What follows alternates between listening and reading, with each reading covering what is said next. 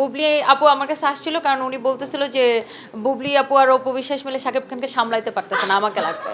কি বলবো, মানে এই ধরনের অ্যান্সার শুনতে মনে হয় মানুষজন চায়, এটাকে নিয়ে অনেক গুজব বানায় ফেলছে। বুবলি আপুর সাথে তো আমার খারাপ সম্পর্ক বা ব্যক্তিগত কোনো সমস্যা নাই।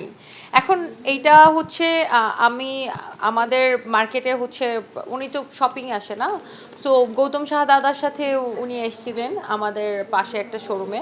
সো আমি তখন আমার শোরুমের সামনেই ছিলাম। সো ওখানে হচ্ছে যে ওনার ওনার সাথে আমার দেখা, তো উনি আমাকে দেখে কথা বলছে, আমি ওনাকে দেখে কথা বলছি। এটাই তো নর্মাল নর্মাল আন্তরিকতা, ভদ্রতা, এটা তো ভদ্রতা।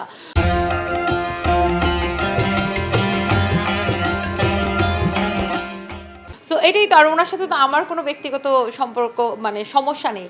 সো অপুদি আমাকে বোন ডাকে এবং অপুদির সাথে আমার ভালো সম্পর্ক দেখে ওনার সাথে দেখা হলে আমি কথা বলবো না, ব্যাপারটা তো এরকম কিছু না।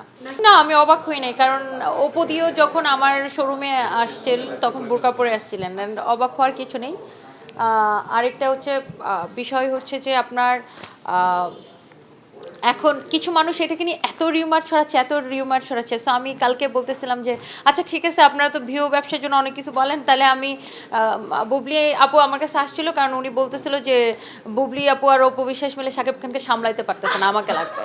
কি বলবো, মানে এই ধরনের অ্যান্সার শুনতে মনে হয় মানুষজন চায়, এটাকে নিয়ে অনেক গুজব বানায় ফেলছে। বলছে যে আমার বার্থডে হচ্ছে আমি অপু বিশ্বাসকে নিয়ে সেলিব্রেট করি নাই, বুবলি আপুকে নিয়ে সেলিব্রেট করছি, এরকম হাপি জাবি অনেক কিছু নিউজ টিউজ ভিডিও টিডিও বানাইছে। তা বলছে ঠিক আছে, দেন এখানে আমি আরেকটু মশলা দিয়ে দিলাম।